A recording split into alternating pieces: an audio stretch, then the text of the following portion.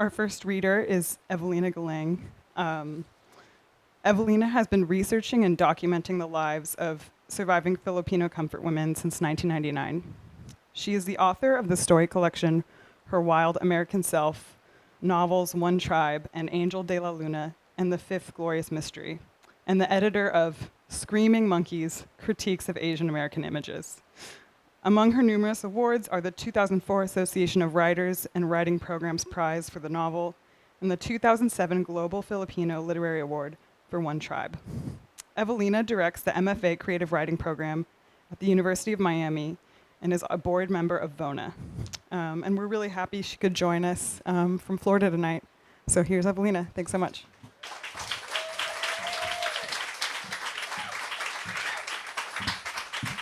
Thank you, Sophia. So good evening, everybody. This book was, the pub date was a week ago, and we were going to launch it in Miami, but Irma came and bullied us out of town. And so tonight is the actual launch of Lola's House. I want to thank everyone for being here tonight. And it's actually fortuitous, I was telling Jeanine, because when I started researching the book and looking for the women to tell me their stories, I contacted Ninochka Rosca, a New Yorker, and Gabnet woman, founder, and she directed me to Lisa Massa, who was, I think, in the Gabriela New York chapter at that time. And so Lisa connected me with, at that time, Nelia Sancho, who was the organizer, the executive organizer for Lila Pilipina, Liga ng mga Lolang Pilipina. And when I got there, there was Richelda Extremadura, who really helped me to get to know the Lolas, to enter the Lolas houses, and to help me gather these stories. So it's really fitting that I'm here tonight with Gabriela, and we're going to kick it off right now. So many of you probably have heard about the comfort women, and oftentimes you will hear about the Korean comfort women because that community seems to be the most vocal. But really, the comfort women experience happened all over Asia. And for a long time, we believed that there were 200,000 women taken in like China and in the Philippines, Indonesia, in Australia, and even in Japan.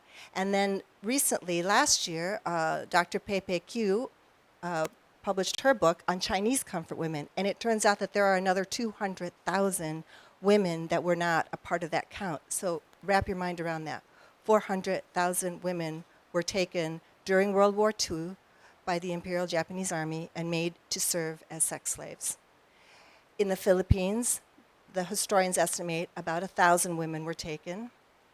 173 came forward after Lola Rosa Henson came forward in the mid-1990s. And I had the great good fortune to meet 40 of the women and to really take a look at 16 of their stories. And so that's what Lola's House is about. When my students and I were going to Lola's House in the Philippines, to Liga ng mga Lolang Pilipina, they had Lola's House, and it was an actual house. And it was a place where the women would gather to organize their campaign for justice, which I think you're going to hear about a little bit later, and to also get to know one another, to bond, to sing, to dance, to try to go beyond any of the sorrow and the nightmares that they had experienced during World War II. So I thought it was really fitting for the book, 16 of the stories, to be centered on Lola's House. Navotas, Metro Manila. The 15-passenger van climbs up the mountain passage, rising above Metro Manila. Below, mismatched rooftops, jagged and rusty, roll across the city. Houses scatter like toys, spilling everywhere. Smog sits like a bad hat, odd-shaped and heavy atop the skyscraping towers. The city has gone on strike, and the basuera have left garbage on the roadsides to rot. We can smell it even after we've raised the windows and cranked the air conditioner. The older girls are wide-eyed, heads pressed against the windows, necks stretching to see the makeshift plywood shanties, where doors are old bed sheets and laundry is hung to dry like fences between neighbors. Now and then, a curtain slips open, and a handful of school children march out in plaid skirts and sailor tops, in long pants and short sleeve button down shirts, and backpacks too big for their bodies. The children go to school in shifts. Inside the van, our driver cranks Manila pop radio, a clutter of sing-song jingles, cloying announcers, and loud radio banter. Nobody sounds real. Everyone is happy. The whole van pulses a bad disco beat, grinding its way uphill. We drive past a naked child bathing in a rubber tire, his grandmother squatted to the road and soaping him down, his mouth wide open and howling. The two teens with us, Eliza and Lizzie, have headphones on and are singing to each other in the way back seat. In the middle row, Anna Faye and Tara sit at opposite windows while Nellie, poised in between, bops up and down to the radio as always, as if she's always lived here. As we pass the naked child and his Lola, Anna Faye jabs Nellie. Pointing to the kid in the squalor of garbage, she says, "Slap me upside the head if I ever complain again." 48 hours earlier, we 6 Filipino-American girls with enough language for a dozen people landed on the tarmac at Manila International, drove through the sleeping streets of the metropolis, through the back alleys of Malate. We pulled up to the gates of NERSA, a dormitory for the Institute of Women's Studies at St. Scholastica's College. We had been on the road for more than 24 hours, and we were slap happy, glad to be back home. When we rang NERSA's bell, a security guard with a long gun opened the gate. His jaw was square, locked, his eyes unblinking. Everyone was asleep. No one was to be found at the front desk, just a sign on a giant whiteboard that read, "6 guests from America arrive tomorrow." Now we are traveling to the Novotas meeting of Liga ng Mga Lolang Pilipina, aka Lila Pilipina, the League of Filipina Grandmothers, and I can feel the anticipation of 2 years of research rising up in me, a hum in the back of my throat growing louder and louder, and I know we're close. Until this moment, all I have found were a smattering of facts from one text, a handful of reports from the MacArthur Memorial Archives, and one slim book about Korean comfort women from the Washington Coalition for Comfort Women Issues. I wanted to meet a survivor. I wanted to see her face and to know her stories. Just before our trip had been finalized in 1997, I received Lola Maria Henson's autobiography, Comfort Woman, Slave of Destiny. She was the first Filipina comfort woman to come forward publicly. I thought I would meet her, but she died of a heart attack in August 1997. But now, the faces. Now, the women. We're almost there. And I wonder, what are they going to be like? The van rolls to a stop in front of a house on a dirt road. People stream out onto the porch, children and elders and little brown women. "This is it," Tara says as she shuts her 8-week itinerary and shoves it into her backpack. "Here we go," I say. And now I want to introduce you to the Lolas.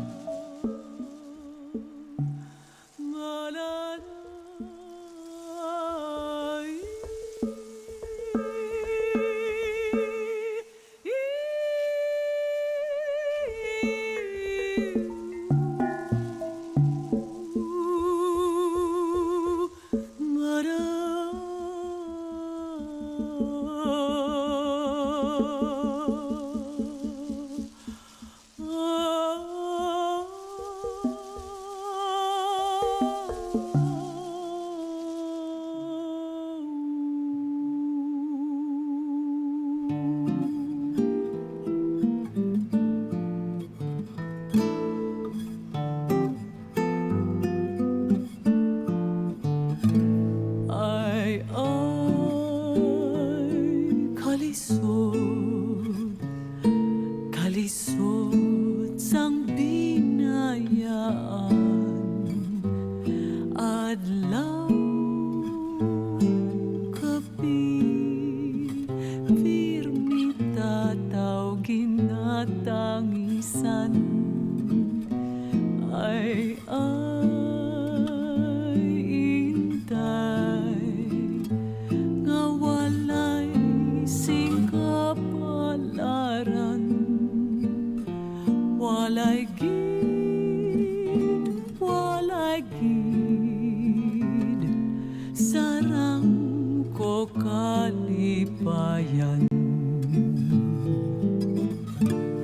Ay cielo azul, yabaw tingin ka na, puli kita bangin yang nagbilang ko sang gugma, mayat pang mamatay kun halos mamatay. Agurti ako makadumdum ako walay kalipay.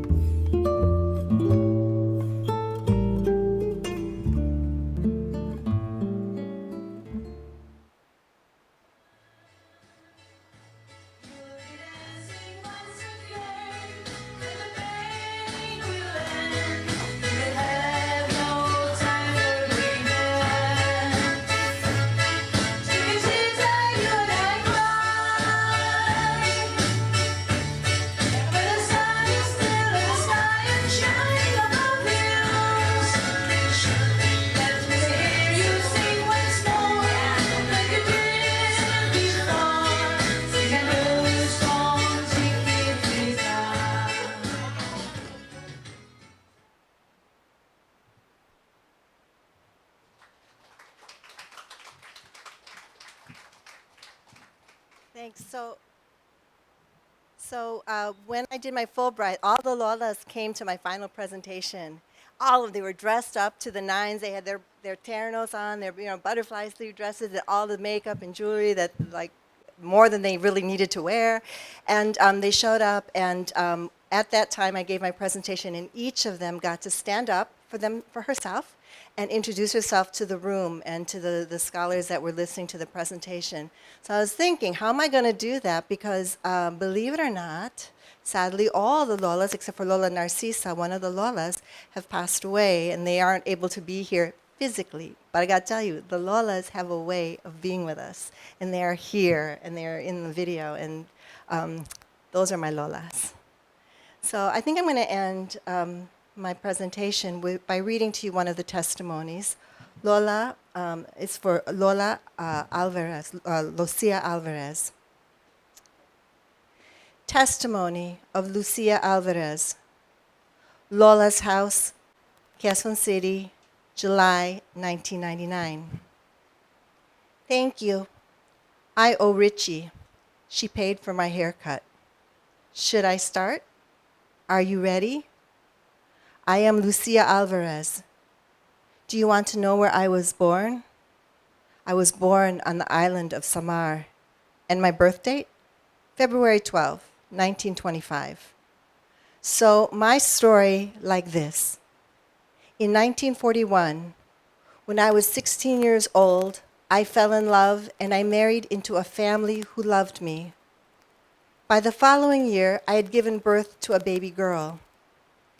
Because they thought I was beautiful and because they loved me, my in-laws pampered me. We lived with them so I could stay home with the baby. After the war began, our family moved to an evacuation center in the mountains. In October of 1944, I heard my mother-in-law screaming one day. I ran to her and saw my husband being beaten by Japanese soldiers. They punched him. They boxed his ears. They poked his chest with the bayonet swords. Blood ran down his chest and covered his clothing. I could see how badly they wanted to kill him. "Let's go to the mayor," my mother-in-law said. "Let's get him to help. He's the mayor, isn't he?" So I snuck out the door, and before I could run, the Japanese who were beating my husband saw me. They dropped my husband and left him for dead and began to carry me away. I resisted. Even though they pulled me with both arms, they had to drag my body because I would not go. Tapos, I lost my balance. I fell and hit a large stone and broke the joint here. She stretches out her arm and points to the inside of her elbow. I cried out, and instead of helping me up, they pushed me. They were irritated that I fell. They pulled me. When they saw that my arm was broken, they tied my limb up in a sling. They shouted to me in words that I could not understand. I wiped the tears from my eyes with my right hand and saw blood. I cried, and I cried the entire walk. I could not stop. I cried even as I climbed the hill to the seminary doors of St. Vincent de Paul in Calbayog. The soldiers threw me in a room. They stripped me of my clothes and left me naked for a week. Yes, naked. So it was easier for them when they raped me. Each time soldiers felt the urge, they simply barged into the room, 2 soldiers at a time, and holding a gun nearby, they used me. My body was so dirty, my arm so swollen with infection, I could not bear the severe pain. I would scream every time they came near me because the pain was so great. And also, I lost the movement in my right hand. It was so swollen. "Look," the Japanese soldiers told me, "if you don't like what we're doing, we'll kill you." After 1 week, they gave me back my clothing. But for a month, I suffered the same abuse. My infected arm was left in that sling. The pain was so unbearable. I only remember the constant stream of tears falling. They raped me constantly. I couldn't bear the pain of this. She indicates the broken arm, the bruised palm of her right hand. 2 soldiers and 2 Japanese soldiers and 3 Filipino soldiers, Visayans, stood watch over me. And every time the Japanese entered the room, the Filipinos left me there all alone. After a month, I noticed a silence. Where were the soldiers? The only ones who entered the room were the Visayan soldiers. The raping had finally ended, and soon, not even the Visayan soldiers were coming into my room. I snuck out the door. I peeked around the corner looking. Nothing. No people. I found my way to the seashore and looked for soldiers. No one. I looked across the water and saw my parents' barrio. My parents welcomed me home and treated my arms and my hands. They gave me medicine, and they brought healers to fix my bones and my disjointed elbow. In some ways, it was too late. The pain had become a permanent part of my body. If you don't take care of these things right away, they stay with you forever. When my husband heard I was alive, he came to me. A month had already gone by. I saw a weak man, sickly with wounds of the war, but I loved him, and I went with him. You know, my in-laws thought I was dead, so when they saw me, they were so happy. Because my husband was weak, he could not work, and so our parents took us both in. You know, they loved me very much. I was younger then, and I was rounder and prettier. I had a look. Thank you.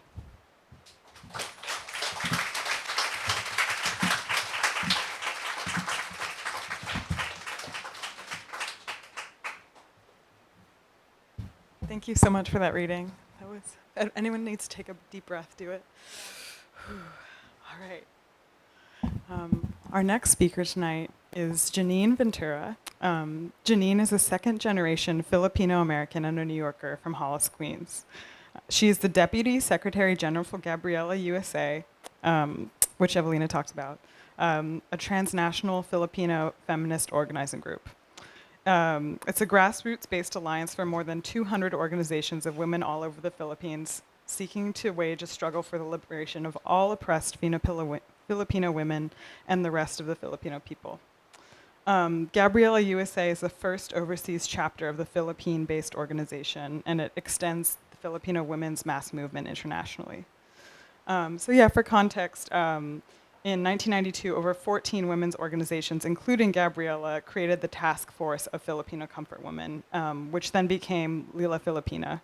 And the office of Lila Filipina is Lola's House, where Evelina met the women that you just saw up there. I'd like to introduce Jeanine, give her a warm welcome.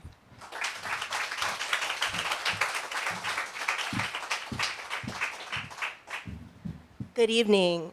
I'm trying not to get emotional because I also met the Lolas. And so to hear the stories and also just about the overlap of, given the fact that I'm a second generation Filipina, my mother's actually from Leyte, which is the neighboring island to Samar.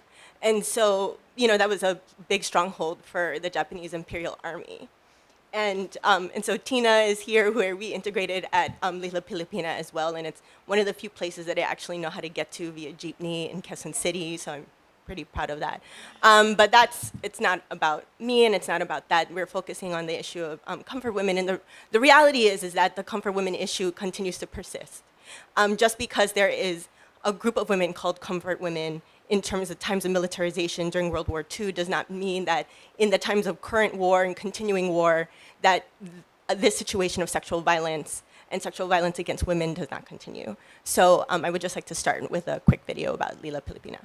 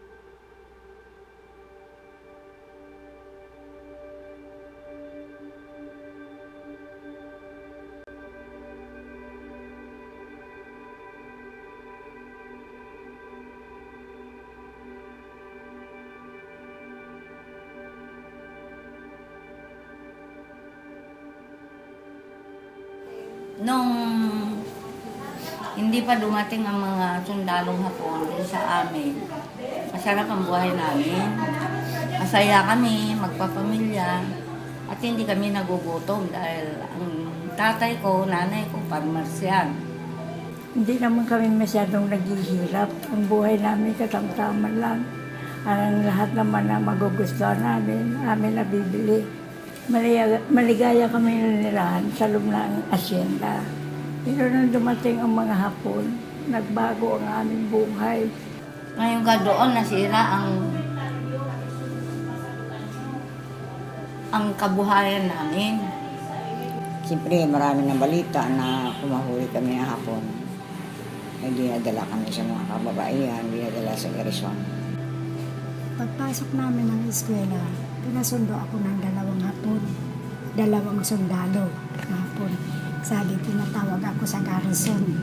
Ayaw ko sumakay. Ang ginawa nila, pinagsasampal ako, pinagsusuntok ako, at sinisikmuraan ako para mawalan ako ng balay. Pagkatapos noon, nung bumaba ako, dinala naman ako ng Hapon doon sa bahay na may mga kwarto-kwarto. Dumating ang 5 Hapon. Ang isa naka-form uniform, yung 4. Hindi na nakapal, civilian nakabad na sila. Bigla akong sinalya ng 2 Hapon sa pahiga. Yung ate kong metalya, nasira ng ulo. Dahil nga sa pagre-rape ng mga Hapon. Yung sigarilyo, dampi-dampian nila ng sigarilyo yan. Isa sa kamay, isa sa paa ang hawak para baka maghahasa ako ng isa habang nanonood naman sila. Sinipa ako ng Hapon dito nung may nakabots pa siya. Ang sakit, tapos sikip ang kalat ko. Kaya napakan niya dyan, tapos sinampal ako dito. Kaya medyo nabingi-bingi. Parang naramdaman ko nasaktan ako, nilabanan ko siya. Galit sa akin. Pagkatapos niya, wakan ako dito sa ulo. At bigla ako hinampas niya sa lamisa. Kukunin nila, tutusukin nila, dampi-dampi dito sa gatito niya. Kaya naging kawawa ang balot ng ate ko.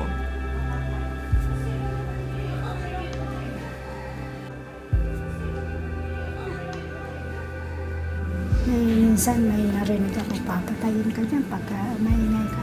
Sige, patayin mo na lang kaya. Iiyak talaga ako. Iiyak. Iba-ibang mga Hapon na gumagahasa sa amin. Gabi-gabi, araw-araw yan ginagawa. Wala naman kaming magawa kundi mag-iiyak. Normali para kaya mag-istorya talaga. Kasi nandun yung naalaala, kasi matagal na panahon, naalala ko pa yung ginawa na Hapon sa akin. Miski na hindi pa namin nakukuha ngayon ng tagumpay.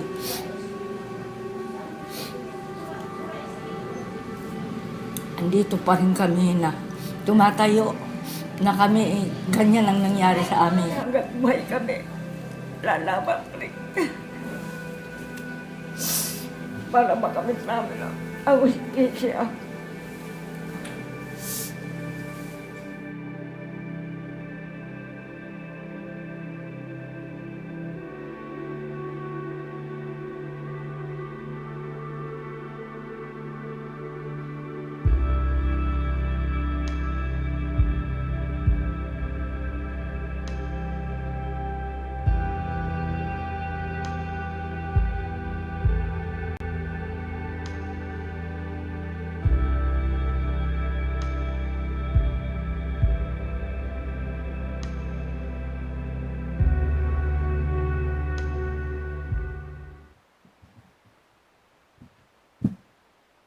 So, and as you can see, at the same time that we're holding this event, there's actually an unveiling of a memorial dedicated to the comfort women in San Francisco, which actually the chair of Gabriela USA. So it was ironic, we were communicating earlier and she's like, what are you doing? I was like, oh, I'm preparing for this event that I'm covering.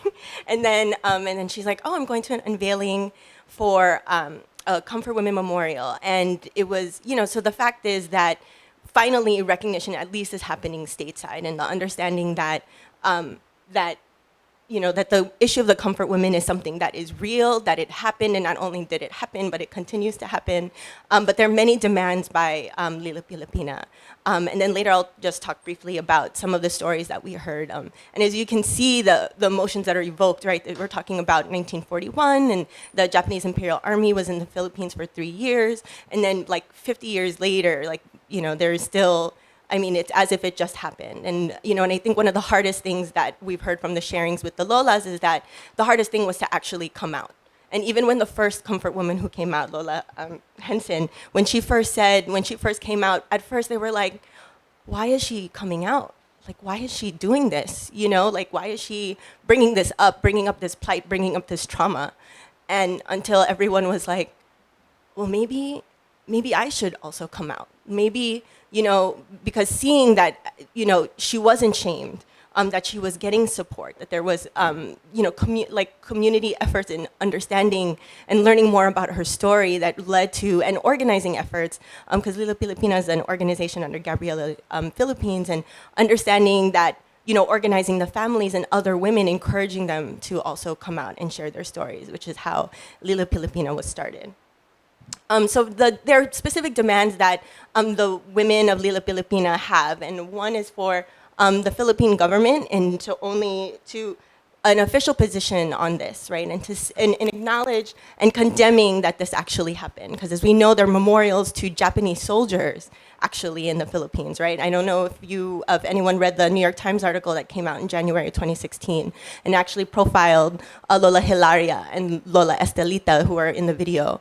And it talked about the fact that there was a high Japanese emissary visiting the Philippines, going to the graves and the monuments dedicated to Japanese imperial soldiers that were buried in the Philippines, whereas you have the comfort women who continued to die one by one, and still don't see healthcare, still don't see recognition of what happened to them, still don't understand that there's no even recognition of this issue.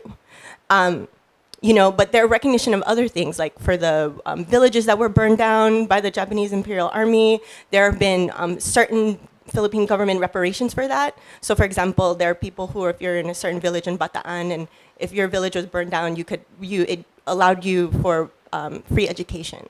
So that same kind of recognition and does not happen for the comfort women. They continue to support themselves, and as they have health problems, the longer that they live, it's still on them to take care of themselves.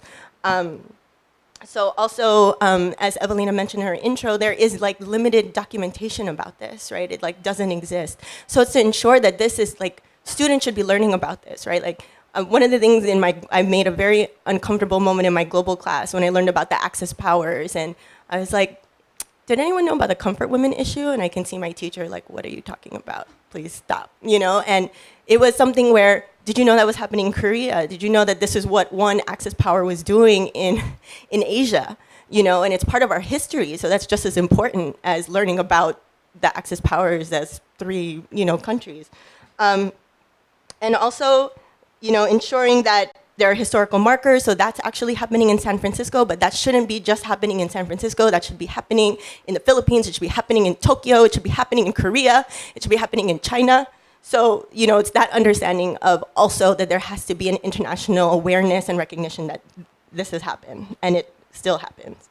So for the Japanese government, that Japan fulfills its responsibility in the full disclosure of of all information in its war archives. So this day, even with the emissary visiting, et cetera, and with the ties to Japanese economy or what have you, there's still no acknowledgement, nor is there apology for the acts of the Japanese Imperial Army, including the situation of comfort women. Compensation for the women victims, because, as they stated, a lot of them came from peasant farming backgrounds, so they already started as the poorest 75% of the Philippine population. But then, of course, with given all of their trauma, given all of the physical dealings and emotional dealings from going through these experiences, there's not even any sort of compensation for that. Also, for the Japanese government to admit the use of force and violence, because that doesn't even that's not even registered anywhere. And I mentioned already a formal apology. So this is a testimony from Lola, Virginia, and she states that we are fighting for justice not only as victims, but as Filipino women. We want justice not just for ourselves, but for the Filipino people. We don't want the young Filipino women to suffer the horror that we had experienced. We are old, so the legacy of our fight is not for us, but for the younger generations of Filipinos. And unless we get rid of the US imperialist power that dominates and controls our country and the world, we will not be the last generation of comfort women. And that was from Lola, Virginia.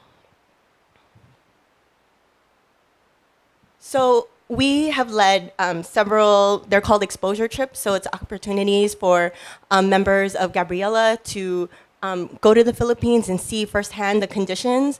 And so several expo groups have been able to visit Lila Pilipina. I was one of the latest ones. I mean, it happened in 2014, but we've had people going successively in many years, I think since 2009 and earlier. And it's just important to understand, like, you know, it's part of the documentation process and part of the, and as you can see, in many cases, there are other GAB New York members here, like Candace, who visiting Lila Pilipina, and after the visit, there is a major annual mobilization. I mean, there's several major annual mobilizations in the Philippines, because that's what happens when you are upset about being in a semi-feudal, semi-colonial society. So the State of the Nation Address is an annual mobilization that happens, and Lila Pilipina, these women who are in their 90s and they're like mobilized, they are a contingent.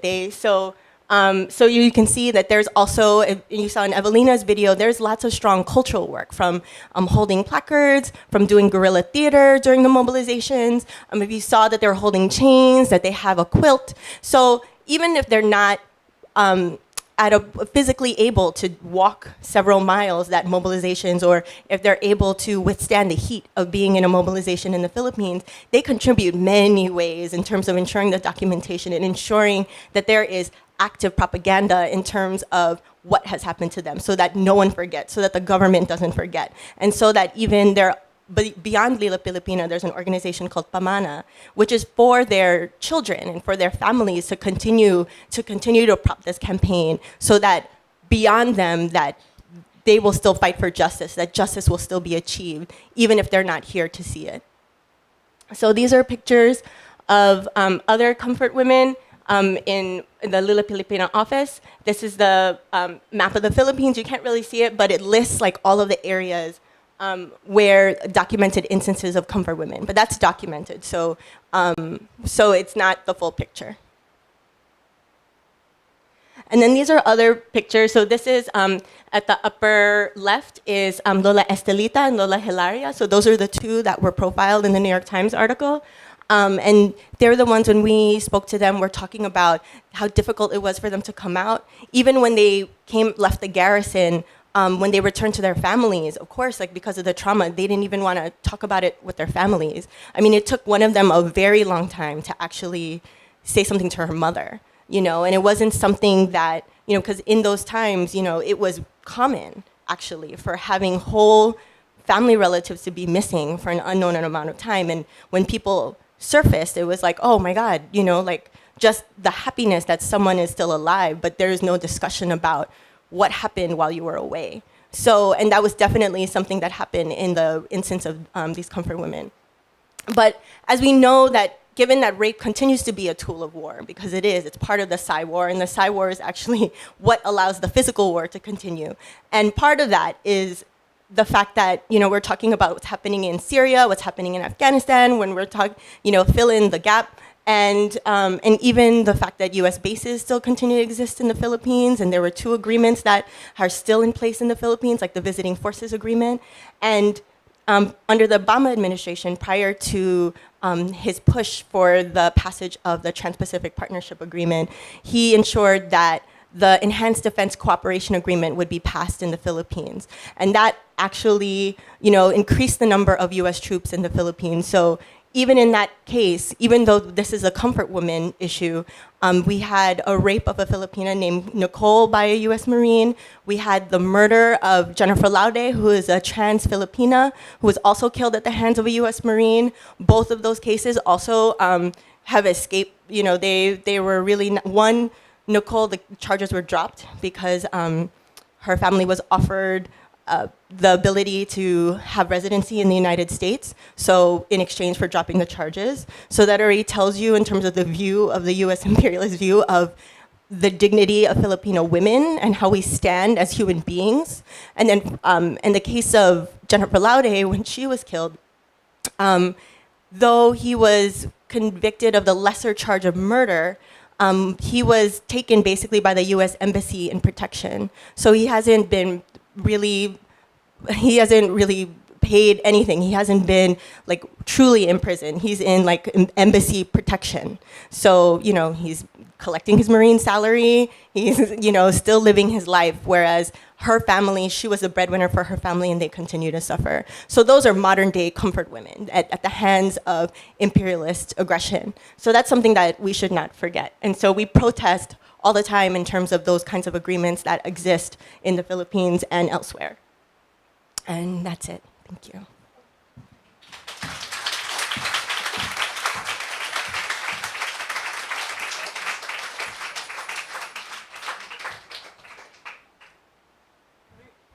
Thank you so much. We're going to take a moment to rearrange a little bit, and then we'll have a Q&A, and then we can open it up to the audience.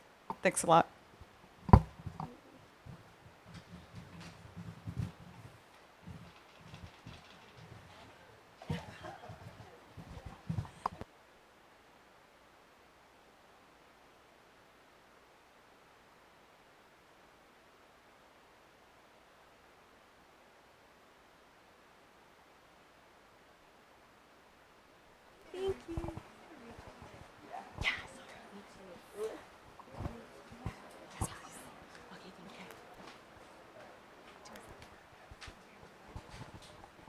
That was Richie singing.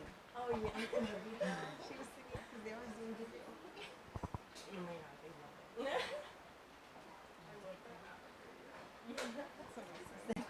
Yeah. That was the Oh, really? executive director was singing. She's got a great voice. Oh, I didn't notice. Yeah, that's one of the things they do, like to entertain themselves, is they like sing video. Thank you so much. Like country songs, ABBA songs. Our favorite was like Dancing Queen. Thank you so much.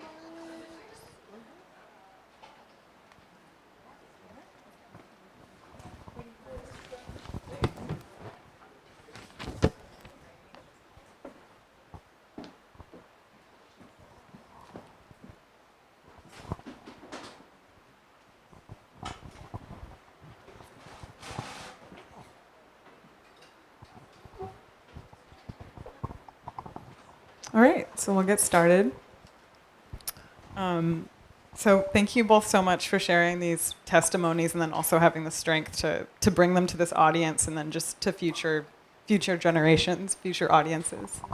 I guess I'd like to start off just asking you a little bit about how you decided to tell these stories and how you collected them and how you decided to put them together in the book. So if you've read the book, you'll know that, you know, there are these testimonies, one of which Evelina read, and then she also intersperses the testimonies of the Lolas with some like personal memoir and reflection, which is both about, you know, what's going on in her life, but also like, what is it like to be on the other end receiving this? You know, obviously it was a very emotional experience just to watch these women tell these stories, to see the looks on their faces and how painful, you know, like it happened yesterday. So what is the experience of being on the other end of that? And then how did you decide what form you wanted these stories to take? Right.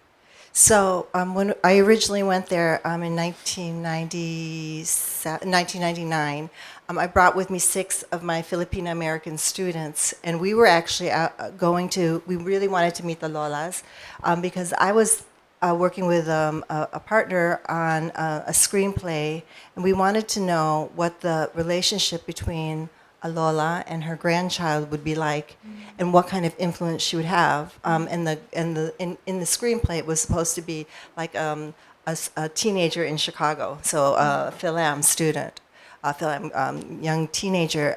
We went there and we wanted to be really respectful. We didn't even actually interview them at first. We did different kinds of events with them. We had a dancing day, as you could see. We also did an art day. We did a letter writing day for them where we would translate their letters and the letters would go to Japan. We had one day that was like a language day where we drew pictures with the Lolas and then we labeled them either in English or Tagalog. So that was a way that we were bonding with them. And eventually one day Lola Cristeta pulled me aside and she brought me to her house. It was like during one of our integration days, and she said, "I-on mo ang camera mo. Turn on your camera." And she wanted to give her testimony. So she was the first woman who gave me her testimony right on the spot because she told me to. And when a Lola tells you to do something, you do it. And then we were there for 8 weeks. And as we were leaving, the Lolas, Lola Narcisa, and a couple of the others said, "When are you going to come back and tell our stories?" They really wanted to give their stories. So we sat down and we did. I was foolish at the time. I didn't realize what I was doing, but I sat down with Ana Fe Munoz, who was a film student at Columbia in Chicago, and she videotaped these interviews, and we did 15 successive interviews. Stupid. Because what would happen is like door knock, ako na, it's my turn. And so Lola would sit and sweet, happy, like nothing was ever wrong. And then she would start, ako si Lola so and so, and I'm Lola Lucia. I was born, just kind of like the video, the testimony I read. But what happens is as they're telling the story, they look away from the camera. And they look at me or they look at Ana Fe, and then they touch us, and then they show us, this is my wound, and they take our hands to the wound. So they start crying, we start crying, we're all crying together, we're huddled together. We try to calm the Lola because it's really upsetting before she leaves. And then she's okay, and then she walks away, and then knock, knock, knock, again, like 15 times is what happened. So that was really stupid of us, of Ana Fe and me, because we took in all their stories in one day. And Lola Regina said, when my other girls arrived and we were just wrecks, she said, the stories have entered their bodies. So actually, and it's no truer words, the stories entered our bodies, and they have stayed with me ever since. And so then I started to go back, first on a Fulbright, and then on several other occasions to re-interview some of the women. Went to some of the comfort stations, went to some of their sites of abduction. Every time the Lola tells a story, she relives it. It's new. It's anew. It's like, every time she tells it, it's happening again. And they tell it, so it will never happen again. So it's such a legacy. And so the reason why the book is structured the way it is because I really see their testimonies as a legacy to us, to all of us here, to our daughters and our granddaughters, because they don't want it to happen again. The other reason why it's structured the way it's structured is because there's no way that I could put you through 16 of those rape stories over and over and over again. Things will happen. You will become numb. You will the faces will conflate. There's no breath. There's no moment to actually realize what happened to one particular woman. So I decided to structure it the way I handled it when I was in the Philippines, because as I would go back, I realized I had to take breaks. I had to spend time with my family. I had to do my spiritual practices. I had to work out at the gym. I had to take a breath. And so those little moments, those narrative moments, which are my memoir, are an opportunity to see as the witness, to take that breath and to give context to this story that the women are not, you'll see, and you could probably hear in Jeanine's presentation, they're not just telling their stories, they're really trying to create something for the future.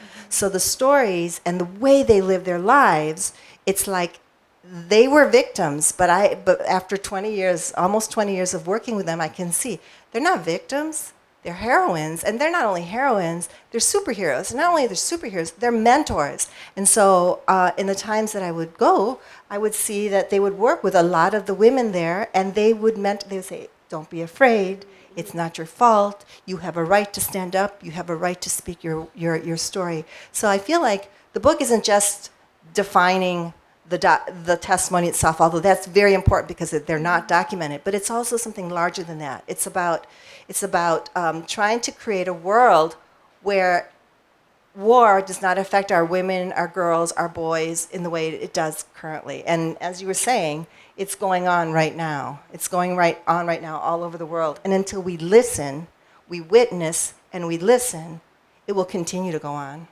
So that's why I structured it that way. Yeah. Yeah, there's actually a part in the book where it's called 8-limbed yoga in Manila, and you actually sort of like enact like a breathing exercise, right? Like you take a deep breath and then you say a phrase, and it's almost like a poem where there's like an inhale and then like An exhale. a memory. Yeah. And I wanted to share one part that I thought was beautiful. I think that one thing that's really striking about your book is that, you come to a point, you have a friend who says, is this traumatic for you also? And at first you kind of shrug it off and you're like, no. And then you think about it and you're like, oh yeah, like definitely. Right. And you start to sort of open up this transcription process, and you see if other people can help you and if they can do some of that work for you. And I think that the book shows kind of how, documenting an event is important, but then it's also only really one half of the story. Like you also have to heal collectively to hold something. So I think a question I have for both of you is, how does your activism and how does your writing, how does it teach you or inform you about healing? So I think the biggest takeaway from meeting the Lolas and integrating at Lila Pilipina is largely that they will never stop fighting. Like when they said, I'm going to fight. As long as I'm alive, I'm going to fight. And so for someone who is younger, who has not experienced that kind of trauma, but witnesses the injustice that happens, especially under this current political climate, which is actually not dissimilar from previous political climates, but now it's just unmasked because that's what's happening. And then what's happening in the Philippines and just globally, like, if Lolas are continuing to fight for the justice that is beyond overdue since 1941, an injustice that started then that is only an inspiration to me and to other people to continue to organize and ensure that people are not only aware of this, but that we have the agency, just like Lolas, right, who have nothing, who the Philippine government has given them nothing. The Japanese government hasn't even recognized that they exist. But despite all of that, they are still like, I am a person, I'm a human being, this is something that happened to me, and I will continue to ensure that you know, that I know, and that everyone knows that this happened to me, and I'm going to fight so that there are no future generations of women who can claim to have experienced this, or any people to claim to have experienced this. So, so that's how it totally inspires my activism, because, if they're not resting, then I shouldn't be resting. And for those of us who are observing injustice, we shouldn't rest while we see that happening. Daisel Kim, the filmmaker, once said that once you hear their stories, you cannot sit still. And she was talking about all comfort women. Once you hear their stories, you cannot sit still. And I feel like this definitely, I had no idea when I was going back there in 1999, when I first went, that this is a story, that these are stories that would stay with me practically my entire career as a writer. And I was thinking that even this idea of telling the story, of naming your story, the Lolas would say when they tell the story, even though they relive it, nabawas-bawasan ang dibdib ko. Like little bit by little bit, the pain kind of lifts up, kind of goes away, even if it's just momentary, little bit by little bit, in naming the story, in saying the story, it leaves the body. And I witnessed that a couple times with many of the Lolas. One of them, Lola Benita, when I first got there, her knees were achy, she couldn't stand up, and we would dance. We were like, go Lola, get busy, go. And she was like, no, I can't. And then by the time we left, she was the one dragging us on the dance floor and dancing, right? And she was telling her story, and simultaneously, she's telling the story, but then when we're all together, she's up there and she's experiencing joy that she said she never had until she met the other Lolas, until she was able to sit in communion with them and share their stories and speak what happened to them, release the story from their bodies. And I realized that even though, like during my Fulbright, I was trying to take care of myself and do these different things to handle the stress, because the stories, they come into you and they just stay with you, and you know, you go home and you're not really going home, right? So I was having insomnia, I was having migraines, I was that kind of thing. And then I realized, so I was like trying not to be so emotional. So I would meet them like, "Hi Lola, kumusta?" You know, like that. But at the end of that Fulbright, the last interview was Lola Carmencita in Bulacan. And I went back to Nersha, because I was still staying at Nersha. And for 2 weeks, I had fever. For 2 weeks, I was throwing up and I had diarrhea. I mean, I had been there long enough that water should not have affected me that way. For 2 weeks, I was ill beyond any understanding of where that was coming from. And then when I started to feel a little better, I started to journal. I started to write in my journal about these experiences and like seeing the faces of the Lolas and things like that. And I realized, even at that time, that I had to write this book, even if it took me almost 20 years to write this book. And I know some of the Lolas are like, "Sanang boko," you know? But you have to realize that we had over 40 hours of videotape, over 40 hours of interviews where I enlisted a tribe of people to help me transcribe them, translate them, and make sense of them. And you know, I lost a lot of my the people that were helping me because they couldn't handle it. Hindi ko kaya, sabi nila. They couldn't handle it. It's too much.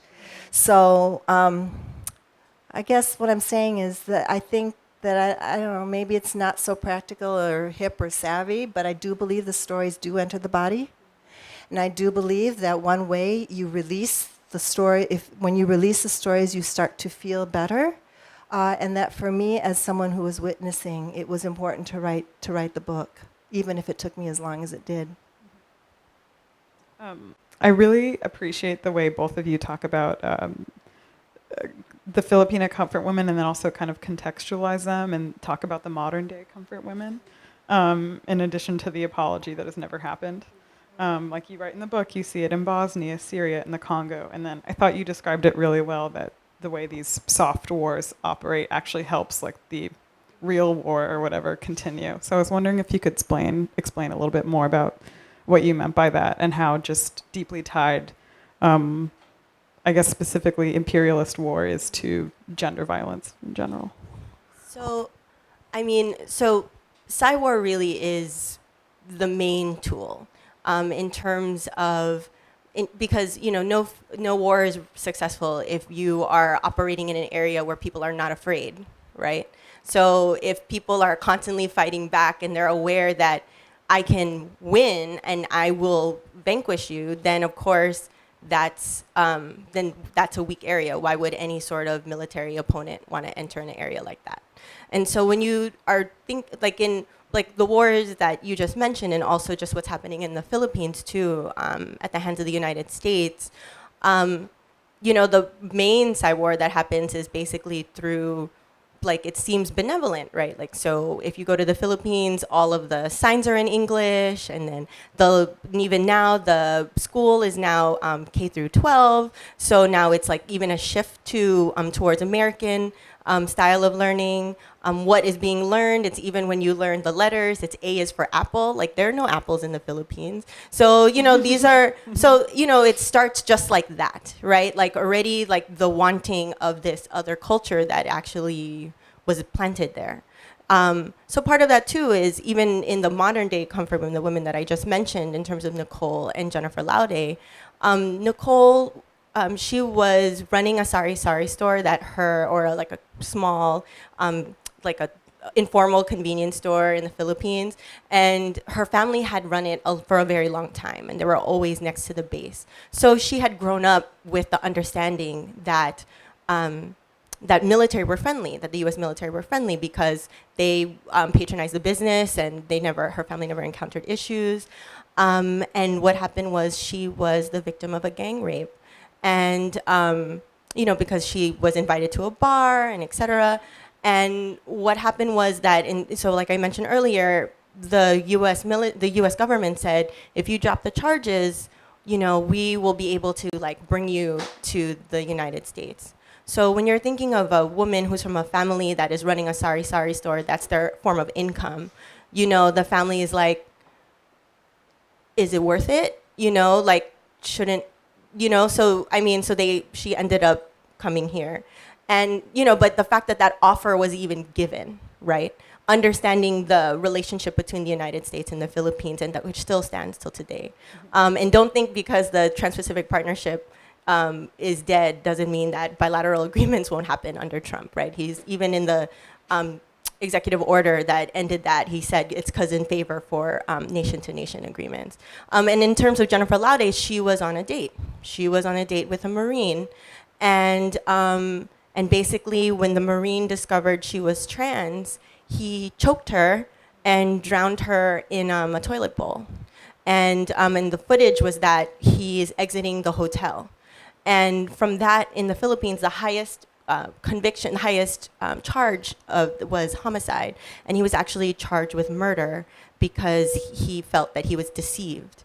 And in a semi-feudal country where you think, in Catholicism, and it's like, oh, the fact that, he was surprised and didn't know that he was trans, like that was also like in the court's mind, justification. So when you think of that, and also like the US also like promoting this as well and continuing to promote this kind of thinking, it also allows like war to continue, because these are the ways that people are seeing themselves and seeing their families as lesser people. And so when people think that, and they think that they cannot fight such a gigantic militaristic monster, that Psy war is what allows this kind of war to continue. But it's when people resist and when people assert their self-determination and when they fight back is when these kinds of situations, when the Psy war ends. Yeah, that leads to my next question, actually, about, I'm wondering what you two think about how you translate the struggle of like women in the Philippines to the Filipino communities in the United States that you're engaged with. Like, what is that process like? And how do you build? And also, I'm just curious, do you have a sense of what the level of awareness is about comfort women for the Filipino American community? So in 2007, when Abe said there was not enough evidence to prove that the women were coerced, right? So I was like going crazy, I'm like, I've seen the evidence, I have touched the evidence. So I started to get, I was trying to get a hold of newspapers, nobody wanted to hear from me, so I started this blog, and then I met a couple of people working in Washington, D.C., Annabelle Park and Eric Byler, and they were working on trying to lobby for House Resolution 121, which is the Comfort Women Resolution, and it was practically all Korean and Korean Americans. So of course, you can't sit still. I joined. I lobbied with them, and I started to go into Filipino American communities. Like I went to Nancy Pelosi's to her district. I brought my students with me. My students were such amazing help in the terms of like we brought the testimonies of the Lolas. We would like go to a reading or something. We would the students would read the testimonies, and then I would hand out blank sheets of paper, and I would say, if you feel like this is an injustice, if you would like to see the Japanese government apologize to the women, please write this letter. Put your address on it, sign it, and I will hand deliver it. So I went to Pelosi's district and delivered to her office. I delivered to Lantos, to many where also there were a lot of Filipinos and Filipino Americans, and all over Florida we went and we lobbied. And the stories of the comfort women, in my experience, they kind of knew, but they didn't really know. And then they didn't really want to talk about it. It was like, we really talk about that? I mean, when I first even started to look for students in Chicago to work with me on the project, one of my own relatives said, you can't do that. You can't bring that up. So I would say my experience, and it's a different community than the Gabriela community, right? So more like the students who are in school or coming from the brain drain families, right, who have not had that experience of what it's really like to live in the Philippines and to meet the women and to hear these stories. They did not know about it. When they started to see the Lola's faces, the tears and the recognition that she looks like my Lola. So that I had that experience in 2007, and it's been growing ever since. Probably a little different than yours, or similar? I would say that I think the issue of the comfort women, if women or Filipino Americans or Filipinos are not aware of it, I think now it's been tied into the issue of increased militarization, given that that's been heightening. And not only that has that been heightening overseas, but the links between, so for example, for Black Lives Matter, and there was someone that I know that who went to Ferguson, and she's actually, she does Filipino organizing, but she's Dominican and Japanese. And, you know, when she was there in Ferguson for the verdict, you know, she had her hands up, don't shoot, and then someone yelled from behind her, like, put your hands down, they're not shooting at you. But the importance is to make that link because they actually are, you know, because Nicole and Jennifer Laude are the Mike Browns and Trayvon Martins of the Philippines, you know, and it's not about who's where and what's name and what you look like. Like, every victim of state violence is all the same. It's all at the hands of the same perpetrator. So it's also just important to link that comfort women issue, that it is not just an Asian issue. It's not just what's happening in the wars of aggression. You know, like, we're all facing wars of aggression. And the fact that people can just be summarily killed and are unarmed, and you know, even if, you know, we all are actually facing that repression, whether you recognize it or not. So, so it's important to just make those links, right? And that our communities are aware of this, right? And are able to make not only that national connection, but that global connection. And to help educate each other that we shouldn't keep these silos and say, like, you know, even though I'm not X, Y, and Z, and I'm not from Ferguson, or I'm not from Baltimore, but it really is like our struggles are so much more interlinked than they are different. Yeah. So I'm glad that you brought up the memorial that went up in San Francisco today. I was actually doing a little bit research before this, and I saw that one, that there was news about the ceremony happening, and then I saw this like editorial in the San Francisco Chronicle, and it said that the memorial was alienating, and I was like, what? Like, who wrote this? And it was written by, I think, someone related to like the Japanese consulate in San Francisco. So it's really, the apologism is like, it's not going anywhere, right? Like, there's nothing really, it's not changing. And then you have the moment in your book when you talk about how Japan and South Korea came to an agreement in 2015. And I was wondering if you wanted to talk about that and how it, what it's been like for the other comfort women who are not South Korean since then. Well, I can't speak for the other women, Yeah. but I will tell you I was livid when I saw that because, first of all, that apology was not an apology, and it was something that was a so-called deal between Japan and South Korea, but but both parties were not claiming the same deal. I mean, there was different rhetoric on each side. And the governments never voted for this so-called apology. And then there were the terms. I mean, it's ridiculous. We will say sorry to you. I will push you. And I will say sorry to you in front of all these people if you never ever talk about me pushing you again. That was like part of the deal. Ridiculous. You know, part of the deal was, you know, we take down these monuments. We don't write these stories in textbooks. I mean, the deal was not a deal. And I don't know if anyone saw this amazing video from one of the comfort women, the Korean comfort women, but the prime minister came up and she just told him what's what. Who do you think you are? Why didn't you invite me to be part of this deal? Do you think because you say it's okay that it's really okay? So, I mean, you talk about these women, the women standing up and really coming into their own, superheroes, speaking their truth and calling it out for all of us. It's just amazing. So, yeah, I was not happy about that. Yeah, so I want to, my last question is shifting towards kind of what do we do? You know, like, you did a great outline of sort of like what an apology actually looks like, you know, what needs to happen, which has like a lot of material dimensions, obviously. Like, but yeah, I wanted to end on the question of how we pick up the struggle right now. So one of the things, you know, in the original request from the Lolas was they wanted the apology from the government where there's a vote and it's formal, not something from the prime minister on the side. They wanted reparations for everything they'd gone through. They wanted their stories in the textbooks.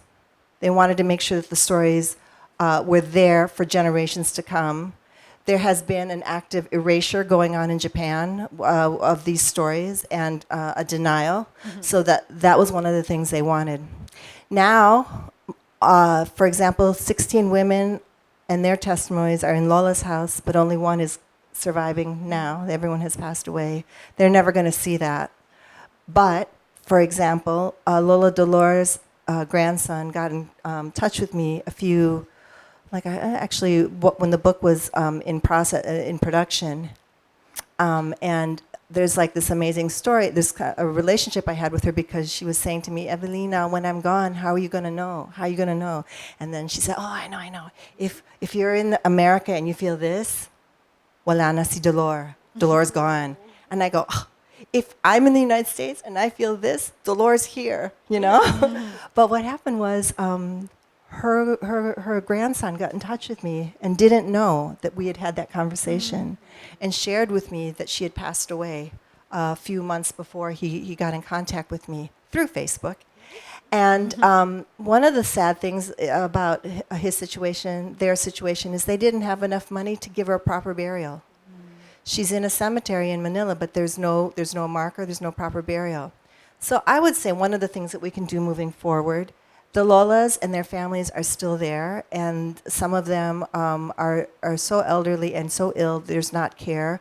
So I think if we can, if you guys can Google, we don't have it here, but if you can go find the address to Lila Pilipina and send your donations on behalf of the Lolas, whether it's to take care, and then there was another Lola Felias's daughter said to me, we don't have enough money to take care of the grave. The grave is there, but we don't have the funding to take care of it. So I would like to see some kind of fund for the Lolas who, even as they have passed away, something to maintain their burial and their graves, and to help with the continued fight, one. Two, and I think there's still some way, and I don't know if it's ever going to happen, but there's still some way that we and the next generations need to continue pressing for this formal apology, because that is the one thing the women really wanted. And three, you need to listen to their stories. You need to read their stories. There are films out, and we need to teach it to our children and to each other. And we need to start to look at women and war in a much different way than we are. We need to listen to our women. So in addition to everything Evelina said, I would also, if you look up Movement for the Lolas, it's actually a WordPress site, so I think it's movementforthelolas.wordpress.com. And it's where the opening video of my presentation is from. That's on the homepage. And you'll see on that website that there is a multiplicity of ways that the Lolas are engaged and Lila Pilipina is engaged. So over the years, they have gone to Geneva, they've gone through the UN process, and even through that process, going to the courts, to the, and seeing, but even in the even given all of the parliamentary struggles that they've experienced, seeing that there still is no apology, there's still no formal recognition. So of course, they not only do the parliamentary struggle, but they also do the struggle in the streets, as you saw. So they mobilize, etc. So on that website, there are many recommendations as to what you can do. And I think the main thing is that this conversation should not stay in this room. And not only is this a conversation about comfort women, but yesterday was just the anniversary of martial law under Marcos. And if you're not aware, there's still martial law in the Philippines, actually. And so, and what happens with martial law is also increased state repression, increased situations like this. I'm sure that there are, not at the hands of the Japanese Imperial Army, but of Philippine state forces that are there to enforce martial law, that this continues to happen. But we're not aware of it. It's not in mainstream media. We're not able to conduct interviews with them. But that kind of heightened environment and state repression is what leads to these kinds of atrocities. So that's something that we should be aware of, right? And that and stay focused and also discuss and also get organized. It's not something that we should just talk with some friends and whatever. There are people out there that are also trying to do something, right? So if it's linking to the fact that any sort of repression, if it's in the form of the suspension of DACA or trying to pass innumerable executive orders to make immigrants illegal, then that is all in the same vein of a human rights violation. Which we shouldn't just limit it to certain human rights violations, because any human rights violation as a human being we should care about. So that's something to just organize. There are many people who are out there that are fighting and ensuring that our voices are heard and that we are not taking this. Thank you so much. All right. I want to open it up to questions. We have time for maybe 4 questions. Does anyone want to start us off? All right, someone in the back. Someone should be handing you a mic. Hi. Thank you for the presentations. What I want to ask is I'm quite confused actually about the way you use the term comfort women rather than, let's say, the victims of sexual violence inflicted by mostly foreign military personnel. Not just during the war, but whenever before, after. Because, my name is Kenji. I'm Japanese. Okay, so when Japan surrendered, the U.S. military came to Japan and occupied for I don't remember how many years it was. But anyways, they set up the GHQ, right? Most of the GIs were stationed in Yokohama, near Yokohama. Which is in the Kanagawa prefecture, which is the west of Tokyo. The first month alone, there were over 2,000 reported rape cases by the GIs. So the GHQ ordered Japanese government to set up comfort stations around the bases. By then, they had they had done some researches and they knew what comfort stations were. So the Japanese government didn't have any choice. So they set up the comfort stations, which employed not only comfort women, but also comfort men. So the over 2,000 reported rape victims, that's reported. So there's got to be more than 2,000, I suppose. They are victims of the sexual violence by occupying military personnel. And these people who are employed at the comfort stations, which was set up by the Japanese government by the order of GHQ, they were comfort women and men. And from what I heard, doesn't sound like any of the people you have in your, I just heard about just one person, so I guess can't talk about others. They don't quite fit the profile of what strictly a comfort woman is supposed to be. So I just want to know how you define comfort women and use the term.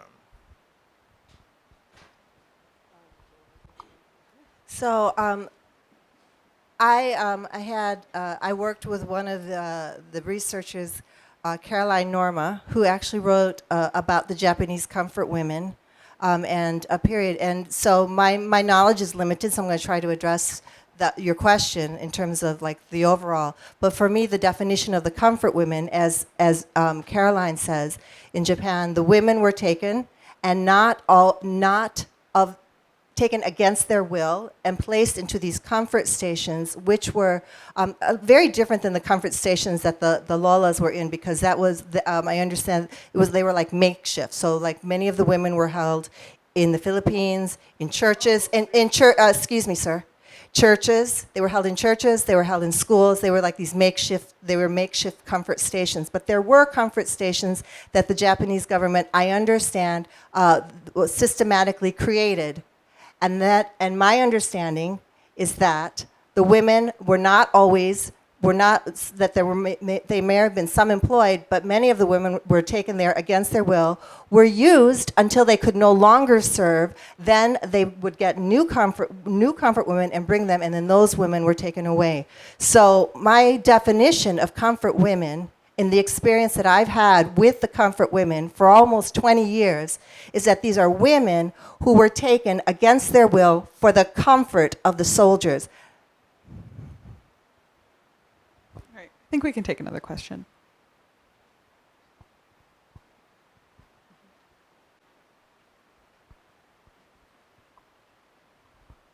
Hi.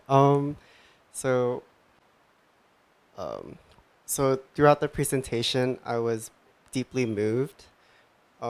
Being like a 17-year-old boy, to find some sort of relatability to these 90-year-old women is very surprising to me. So I kind of like thought how like when you bring up Black Lives Matter, it's how these are seemingly two different struggles, but also they're also they're so kind of related in some way. But isn't there, I like think like there should be like this inherent danger of like diluting their uniqueness while also finding like they're still like similar. So kind of like want your thought on that. So I think in that regard, I don't think it should be seen as diluting uniqueness. It's understanding that even though these are struggles that happen in different places and in relation to seemingly different conditions, right? But actually, it's still state repression. And I think, there is a danger sometimes, well, actually many times, and when we, because I think a lot of us, the uniqueness, what happens is that, and especially here, or just in general, we tend to focus on our differences, right? So like, for example, if we're like living in a community and I was born and raised here, so if I'm somewhere and then someone moves into the community and I feel like, it's an aspect of gentrification or what have you. But the thing is, it's kind of like, I think we can still find some sort of, but I don't know anything about these people, right? But if I keep focusing on that way, then I will this divide will continue to grow. And so it is to level off that understanding, right? Because the thing is, the imperfect information in that is that we think we're different. The imperfect information is that a comfort woman like Lola Narcisa or Lola Hilaria, what she experienced is not different from someone who experiences similar state violence, right? And the fact is that, a lot of them, as Evelina just alluded to earlier, is that, didn't survive even after that 3-year period that the Japanese army was there.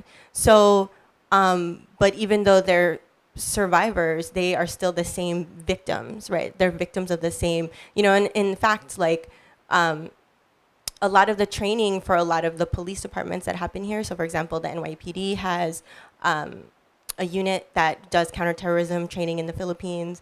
The Bay Area Rapid Transit, who were responsible for killing Oscar Grant, they also do training in the Philippines. So are these things that, but even if they didn't do that, it's still the same state repression.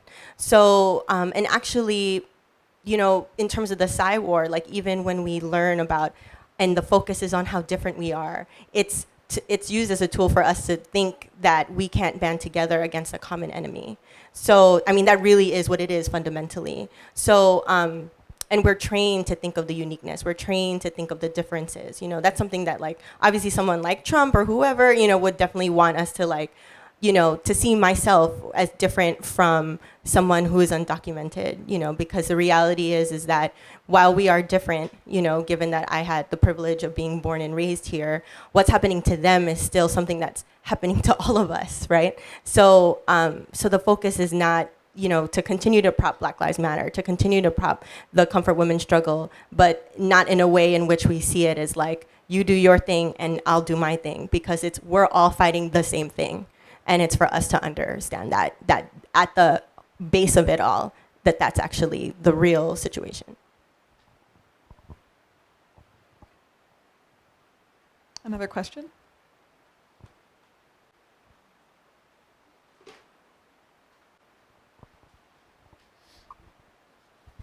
Hi. I don't know. Hi. Hello. Priscila Hernandez, VONA 2016. VONA in the house!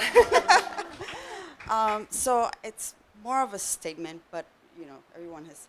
First of all, thank you both. Evelina, of course. I learned so much. I have been an activist since forever. I will be 62 next week. Woohoo! So, for me, my heart is in Congo. I've been to Congo, I've been to Rwanda.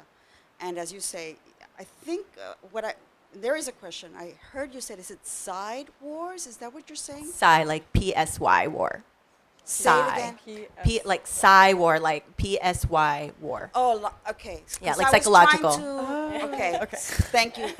So that's really my question, because I'm hearing it and I'm like in agreement, but wasn't understanding the term. So it makes sense. And for me, it's also almost like side wars, which they're not. They are, as you say, they are the wars. It's the gender, right, the same enemy in Congo, in the Philippines, in Puerto Rico. I'm just thankful that I'm here as a Latina, as a woman, as a warrior, to learn about yet one more struggle. I have many Filipino, Puerto Rican family members who are, I don't know where they are right now because of the hurricane. Just thank you, and we'll be in touch.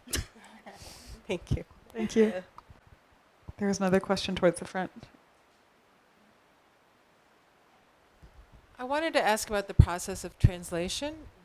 So when you were working with the Lolas, could you understand, Evelina, when they were speaking to you, or how much could you understand, and how did you operate with translator? Right. So my parents are from the Philippines, but I was born and raised in the United States, and they spoke Tagalog in the house. So I could understand everything that they were saying, except for medyo malalim ang Tagalog nila. It's a little bit too deep, right? So in the early days, and then in the early days, there was a lot of translating going on in my head. Like I would hear what they say, then I'd translate it, and then I'd have to think about what I wanted to say, and then translate that, and it's very tiresome for the brain. But eventually, there was a flow, at least in my head, and at first, I worked with translators to make sure I got it right when I was interviewing the Lolas. After a while, there was one particular time, I think during my Fulbright, actually. So I had done the eight weeks with the Dalagas in '99, and then went back in 2000 for the Fulbright. And I started out with a translator, and I would ask questions, and sometimes the Lolas would answer, and the translator would get it wrong. And I'd say, no, that's not what she said. I'd say, ask it again. Ask it like this. I changed the question around. And then he asked it. It was a man. And he asked it. And then she answered the same answer. So I said, you see, that's not what she said. So I realized I was understanding more than I realized. and that the Lola and I were communicating, right? So, magulo ang Tagalog ko. It's still really fractured, but I could, I would go and visit. I think once every 3 or 4 years, I would follow up on a visit with them, and I would talk my crazy ass Tagalog, and then someone said, "Oh, is she getting better?" And then Lola Narcisa said, "No, but I understand her." So there was a way we understood each other. I videotaped everything. That's why I have 40 hours of tape. And worked very hard on transcribing and then translating, and then also asked the stories to be told to me more than one time, in more than one occasion. So, and then also there was already some documentation.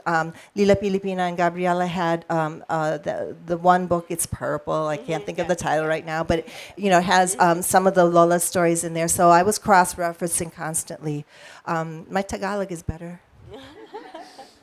But the book is also about language. Lola's House is also about that, the idea that, when you are coming home, and you have an idea of this passive language because you've never actually spoken it, it's surprising how much it kicks in when you need it. Right. I think we have time for one more. All right. So, I came in the United States when I was in my early 30s. So I was born and raised in the Philippines and immigrated to the United States, right? So I went to school there, but I don't remember. I took how many history classes, you would imagine, but I don't remember discussing or this topic of the comfort women being discussed as part of the history class, right? So, so I think this should be part of the Philippine history in Philippine history books as well, not just in Japan. Because these are Filipino women. So, but my question is, are you aware, is this the first book that on Filipino comfort women where these Lolas were really testified or have their stories told by themselves? Is this the first book? Well, the very, very, very, very, very first book was by Lola Maria Rosa Hansen in 1990, I think 97, 90, like something like that. It was Comfort Woman, Slave of Destiny, and it was her autobiography. And she only had like a 6th grade level of education, and the original text was written by hand, and it has her drawings.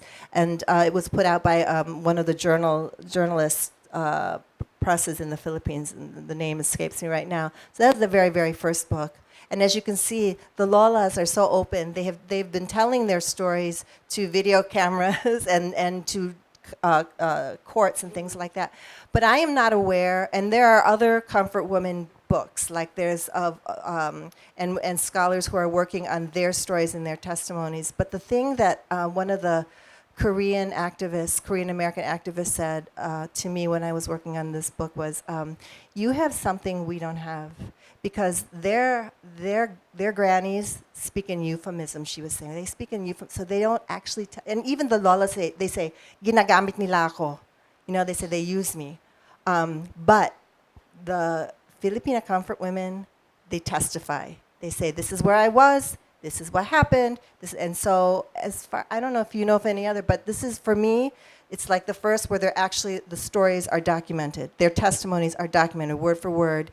I thought about putting it in third person limited.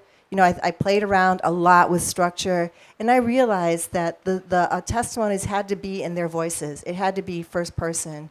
And I'm not aware of any other collection, are you? No, other than the book that you referenced earlier that was like a small, I forget the name of it, but I have it too, where it's a small purple book when that came out after the task force. Sancho edited that book, Yeah, it was after the task force was formed, and it collected all of the stories. So that was really just like testimonials. Yeah. So that was the earlier books that have happened. But of course, to have it in a DepEd school in the Philippines is another matter. So yeah. All right. Thank you so much for coming. We have, in case you didn't already see, lots of copies of books in the back, and we have wine, so you should stick around and linger, and I'm sure they'd be happy to talk more to you and even sign your book if you want. So thanks again. Thanks for coming out. Thank you.